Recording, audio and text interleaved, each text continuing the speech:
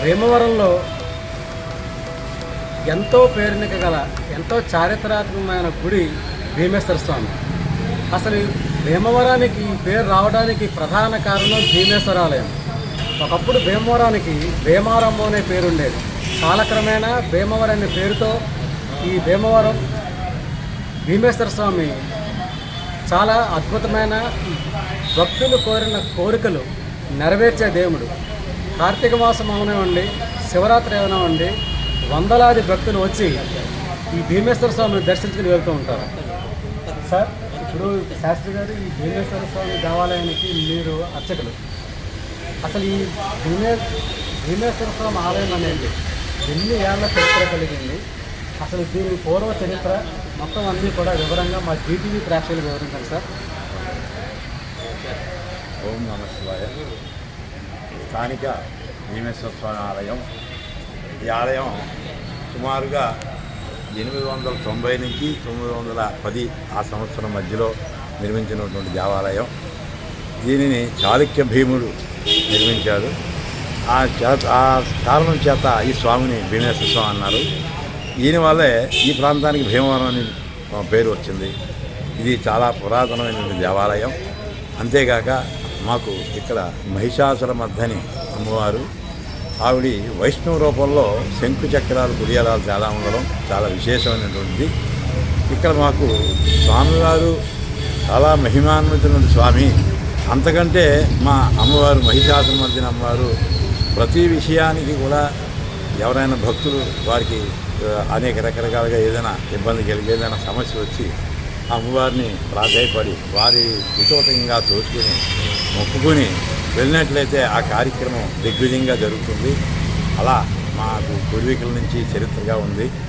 అంతేగాక ఈ స్వామివారి మూలమట్టం నుంచి మూల విరాట్టు 5 అడుగులు విగ్రహం ఇది. ఆ పానమట్టం ఈ పునర్నిర్మాణాలు ఈ కారణంగా స్వామివారు ప్రస్తుతం 3 అడుగులు సుమారుగా ఉన్నారు. అంతేగాక ఇక్కడ ఉపాలయాలు ఉన్నటువంటి జనార్దన స్వామి క్షేత్రపాలకున్నటువంటి, అలాగే కోదండరామాలయం, సుబ్రహ్మణ్యేశ్వర స్వామి, రాధాకృష్ణ స్వామి వారు ఇలా ఉపాలయాలుగా నెలకొండి ఉన్నాయి. అంతేగాక స్వామివారి కార్యక్రమాలు శివరాత్రి దీక్ష మొదలుకొని పంచానికి కళ్యాణం చేయటం, కార్తీక మాసంలో నిత్య అభిషేకాలు, విశేష పూజా కార్యక్రమాలు, లక్ష బిల్వార్చనలు, ఇవన్నీ కూడా లక్ష దీపోత్సవం ఈ విధంగా జరుగుతూ ఉంటుంది.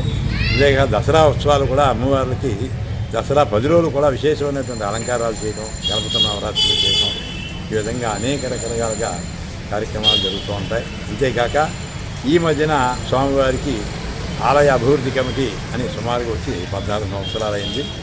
వారి సారథ్యంలో పూర్వం నుంచి ఉండేటువంటి జనార్దన స్వామిని నిర్మించడం, ఆ తర్వాత అనేక ఇతర కార్యక్రమాలు స్వామివారికి కాలక్షేప మండపం మన దక్షిణ భాగంలో స్వామివారికి నిర్మించడానికి సముఖులై ఉన్నారు.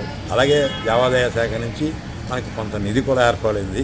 అలాగే ప్రజల నుంచి భక్తులు కొంత వారు కూడా ఉద్యోగంగా విరాళాలు ఇచ్చి ఈ కార్యక్రమాన్ని త్వరలో ప్రారంభం చేయడానికి మా కమిటీ వారు, దేవస్థానం వారు, మన ఆలయ చైర్మన్ గారు వీళ్ళందరూ కూడా సుముఖులై ఉన్నారు.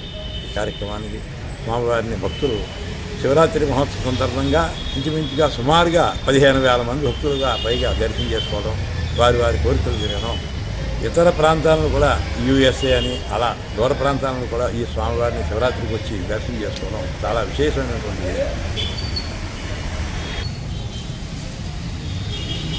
భక్తులు స్వామివారికి ప్రతి శివాలయంలో కూడా సోమవారాలు అభిషేకాలు చేసుకోవడం, ఈ కార్యక్రమాలన్నీ ఉంటాయి. ఇక్కడ ఈ స్వామివారికి సోమవారం నాడు ఉదయాన్నే మేము 5:30 కల్లా అభిషేకం నిర్మాణం తీసి అభిషేక కార్యక్రమాలు చేయడం, అభిషేకాలు ఆ ఉదయం ఆ సమయంలో చేసుకున్నటువంటి భక్తులు వారి కోరికలను నెరవేరుతాయని వారి కోరికలను నెరవేరిన తర్వాత మా దగ్గరికి వచ్చి చెప్పడం, చాలా ఆనందంగా పొందడం, ఇలాంటి కార్యక్రమాలు జరుగుతాయి. అంతేగాక ప్రతి శివాలయంలో కూడా ప్రదోషకాలంలో కనుక శివుణ్ణి ఆరాధించినట్లయితే కొన్ని తెలియనట్టు అంతర్గతమైనటువంటి దోషాలు కూడా పోతాయి ఆ ప్రదోషకాలంలో. ఎందుకంటే ముక్కోటి దేవతలు కూడా ఆ ప్రదోషకాలంలో శివుణ్ణి ధ్యానిస్తూ ఉంటారు.